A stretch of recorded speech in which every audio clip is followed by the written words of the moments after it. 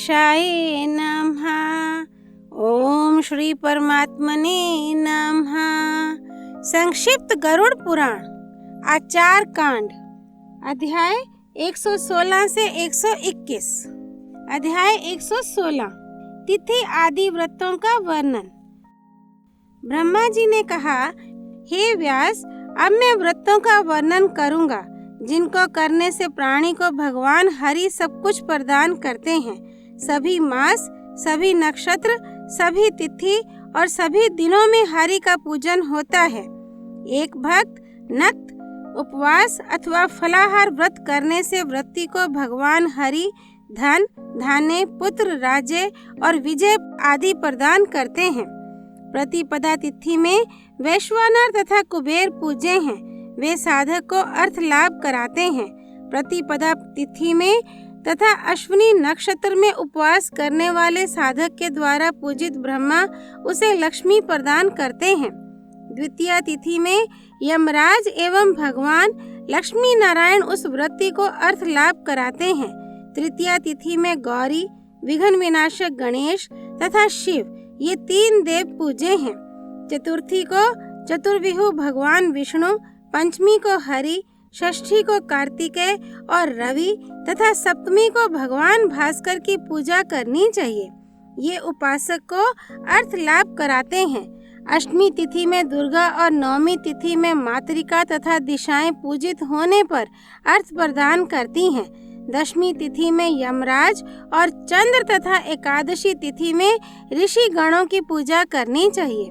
द्वादशी को हरि और कामदेव तथा त्रयोदशी को भगवान शिव पूजे हैं। चतुर्दशी और पूर्णिमा तिथियों में ब्रह्मा तथा अमावस्या में पितृगणों की पूजा करने से वे धन संपत्ति प्रदान करते हैं। रवि, चंद्र, मंगल, बुध, बृहस्पति, शुक्र और शनि, ये सातों बार अश्विनी आदि 27 नक्षत्र तथा योगों की पूजा करने से ये सब कुछ प्रदान करते हैं। अध्याय 116 संपूर्ण। अध्याय 117 अनंग त्रयोदशी व्रत। ब्रह्मा जी ने कहा, हे व्यास, मार्गशीर्ष मास के शुक्ल पक्ष की त्रयोदशी तिथि में अनंग त्रयोदशी व्रत होता है। इस तिथि में मल्लिका वृक्ष की दत्तवन निवेदित कर धतूर के पुष्प एवं फलों से शिव की पूजा करनी चाहिए। तदनंतर अनंगायति इस मंत्र से भगवान शिव को मधु का नैवेद्य अर्पित करना चाहिए। पौष मास में भगवान योगेश्वर का बिलपत्र, कदम के दत्तवन, चंदन तथा क्रिसर आदि नैवेद्य से पूजन करना चाहिए। हे मुने, माघ मास में भगवान नटनागर शिव की कुंद पुष्प तथा मौक्तिक माला से पूजा करके उन्हें पाकड़ वृक्ष की दत्तवन और पूरी का नैवेद्य निवेदित करना चाहिए। फाल्गुन मास में मरुबक, मंडक नामक पुष्पों से भगवान वीरेश्वर की पूजा करनी चाहिए तथा उन्हें शर्करा, शाक, मांड और आम्र वृक्ष की दत्तवन निवेदित करें। चैत्र मास में भगवान स्वरूप की पूजा करनी चाहिए और रात्रि में उन्हें कर्पूर का प्राशन देना चाहिए। दंत धावन के लिए वट वृक्ष की दत्तवन तथा नैवेद्य के निमित्त शशकुली पूड़ी प्रदान करें। वैशाख मास में अशोक वृक्ष के पुष्पों से भगवान शिव का दमनक, संहार कारक स्वरूप पूजनीय होता है। इन महास्वरूपधारी देव को नैवेद्य में गुड़ और भात, दंत धावन के लिए गुल्लर वृक्ष की दत्तवन और प्राशन के लिए जाति फल अर्पित करना चाहिए। ज्येष्ठ मास में भगवान प्रद्युम्न का पूजन चंपक पुष्प से करे और बिल वृक्ष की दत्तवन एवं लवंगाश, लौंग फल के टुकड़े के नैवेद्य समर्पित करना चाहिए। आषाढ़ मास में उमा भद्र की पूजा करनी चाहिए। इसमें अगुरु की गंध, अप्पा मार्ग की दत्तवन उन्हें प्रदान की जाती है। श्रावण मास में भगवान शूलपाणी शिव की पूजा होती है। उन्हें करवीर पुष्प, गंध, घृता आदि से युक्त भोजन तथा करवीर वृक्ष की दत्तवन निवेदित की जाती है। भाद्रपद मास में सद्योजात शिव का पूजन बकुल पुष्प और अपूप पुए के नैवेद्य से करना चाहिए। आश्विन मास में चंपक पुष्प, स्वर्ण कलश के जल और सुवासित मोदक के नैवेद्य से तथा दमनक की दत्तवन से सुराधिप शिव के पूजन का विधान है। कार्तिक मास में खदिर कत्थे की दतवन से तथा बेर की दतवन, मदन पुष्प, दूध और शाक प्रदान करते हुए वर्ष पर्यंत कमल पुष्प से शिव की पूजा करनी चाहिए। उपयुक्त विधि से पूजन करने के पश्चात रति सहित अनंग कामदेव को स्वर्ण से निर्मित मंडल के अंतर्गत स्थापित करके उनकी गंधादि से पुनः पूजा कर तिल और चावल आदि से संयुक्त हवन सामग्री से उन्हें 10,000 आहुतियां प्रदान करने का विधान है। उस दिन रात्रि में जागरण करें तथा गीत वाद्य आदि से आमोद प्रमोद करते हुए प्रभात काल में उन देव की फिर से पूजा करके ब्राह्मण को शैया, पात्र, छत्र, वस्त्र तथा पत्राण के लिए जूते का दान देकर भक्ति पूर्वक गौ और ब्राह्मण को भोजन देकर मनुष्य को कृतकृत्य होना चाहिए। व्रत की समाप्ति पर उद्यापन करना चाहिए। ऐसा करने से वृत्ति लक्ष्मी, पुत्र, आरोग्य, सौभाग्य तथा स्वर्ग प्राप्त करता है। अध्याय 117 संपूर्ण। अध्याय 118 अखंड द्वादशी व्रत। ब्रह्मा जी ने कहा, अब मैं मोक्ष तथा शांति प्रद अखंड द्वादशी व्रत का वर्णन करता हूँ। मार्गशीर्ष मास के शुक्ल पक्ष की द्वादशी तिथि में गौ के दूध, दही आदि को भोजन रूप में स्वीकार करके व्रत करने वाले उपासक को जगत के स्वामी भगवान विष्णु की पूजा करनी चाहिए। 4 मास पर्यंत अर्थात फाल्गुन मास तक वह व्रती 5 प्रकार के धान्य से पूर्ण पात्र ब्राह्मण को दान दे और भगवान विष्णु की इस प्रकार प्रार्थना करे, हे विष्णु, 7 जन्मों में मैंने जो व्रत किए हैं, हे भगवान, वे आपकी कृपा से इस जन्म में पूर्ण हों। हे पुरुषोत्तम, जिस प्रकार आप ही इस संपूर्ण अखंड ब्रह्मांड के रूप में अवस्थित हैं, उसी प्रकार मेरे द्वारा किए गए ये सभी व्रत भी अखंड हो जाएं। चैत्र आदि 4 मास में सत्तू से पूर्ण पात्र और श्रावण आदि 4 महीनों में घृत पूर्ण पात्र ब्राह्मण को दान देना चाहिए। इस विधि से वर्ष पर्यंत द्वादशी व्रत का संकल्प लेकर जो व्रती अपने व्रत को पूर्ण करता है, वह स्त्री पुत्र आदि से संपन्न होकर अंत में स्वर्ग लोक का सुखोपभोग करता है। अध्याय 118 संपूर्ण। अध्याय 119 अगस्त्यार्घ्य व्रत निरूपण। ब्रह्मा जी ने पुनः कहा, हे मुने, भुक्ति मुक्ति प्रदान करने वाले अगस्त्यार्घ्य व्रत को कहता हूँ। कन्या राशि पर सूर्य की संक्रांति के 3 दिन पहले से काश पुष्प की बनी हुई अगस्त्य की मूर्ति का प्रदोष काल में पूजन करके कुंभ में अर्घ्य देना चाहिए। रात्रि जागरण और उपवास करके दधि, अक्षत और फल पुष्प से पूजा करके 5 वर्ण से युक्त सोने चांदी से समन्वित सप्तधान्य से भरे पात्र को दही और चंदन से रंजित कर अगस्त्य खनमाना। इस मंत्र से अगस्त्य को अर्घ्य प्रदान करें। इसके बाद इस मंत्र से उन्हें नमस्कार करना चाहिए, अर्थात काश पुष्प के समान उज्जवल अग्नि और वायु से उत्पन्न मित्रा वरुण के पुत्र, हे कुंभ योनि अगस्त्य जी, आपको नमस्कार है।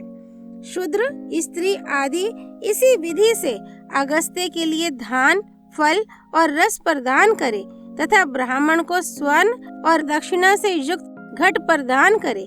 7 ब्राह्मणों को भोजन कराना चाहिए।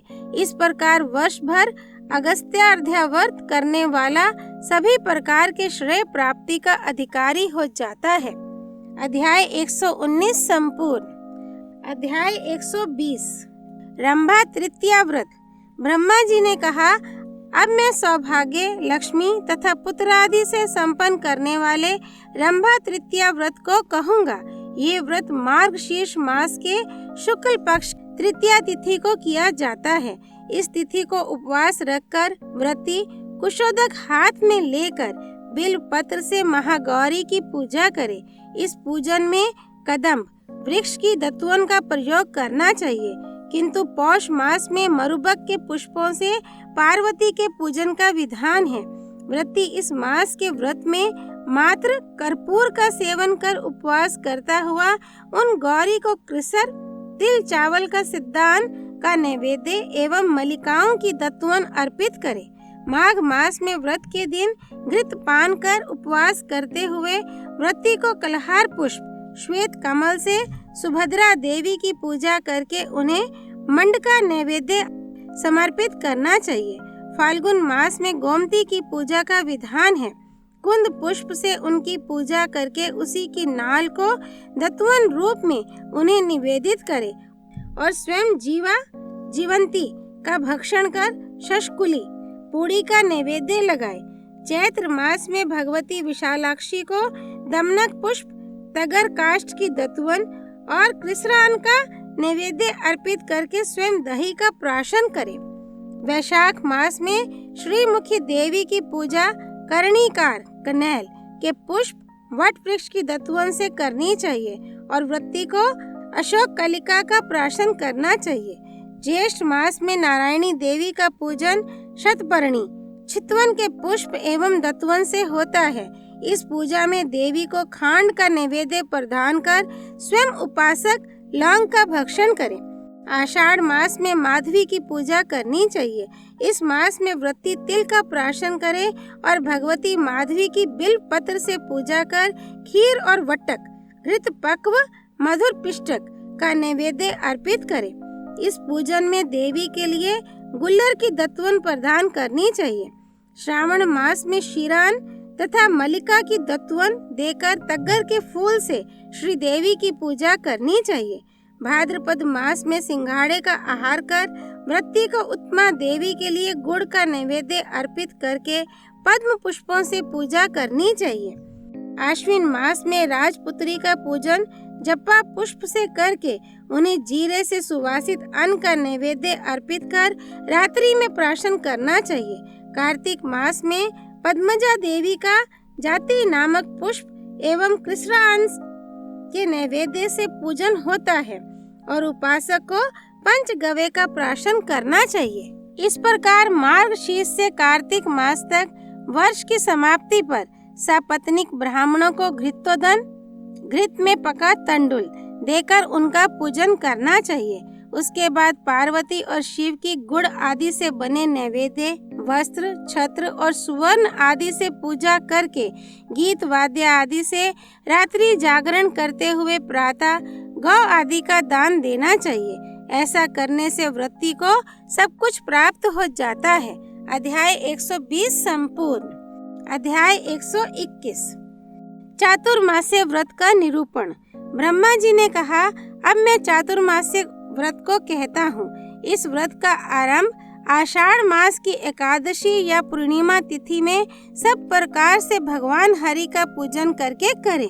व्रतारंभ के समय इस प्रकार प्रार्थना करनी चाहिए।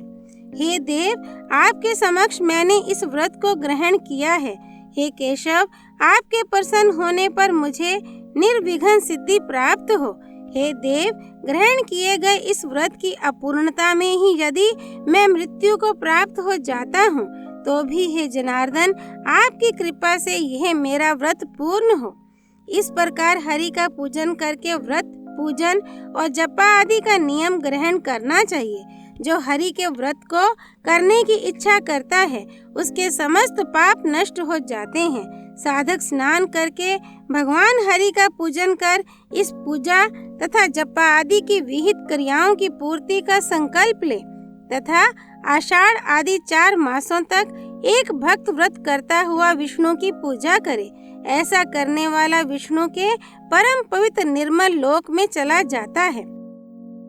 मधु, मांस, सुरा और तेल का परित्याग करने वाला जो वेद पारंगत कृच्छ्रपाद व्रती विष्णु भक्त हरि का पूजन करता है वह विष्णु लोक को प्राप्त हो जाता है। एक रात्रि का उपवास करने से वैमानिक विमान पर चढ़कर भ्रमण करने वाला देवता हो जाता है। 3 रात्रि पर्यंत उपवास कर षष्ठांश भोजन करने से साधक को श्वेत द्वीप की प्राप्ति होती है। चांद्रायण व्रत करने से तो भगवान हरि का लोक और मुक्ति बिना मांगे ही मिल जाती है। प्राजापत्य व्रत करने से विष्णु लोक तथा प्राक व्रत करने से हरि की प्राप्ति होती है। इस व्रत में सत्तू यवान की भिक्षा कर, दूध, दही तथा घृत का प्राशन कर, गोमूत्र आवक का आहार कर, पंच गव्य का पान कर अथवा सभी प्रकार के रसों का परित्याग कर शाक मूल फलादि का भक्षण करते हुए जो साधक विष्णु की भक्ति करता है वह विष्णु लोक को प्राप्त करता है। अध्याय 121 संपूर्ण। श्री विष्णु नारायण भगवान की जय। गरुड़ पुराण की जय। श्री हरि अर्पणमस्तु।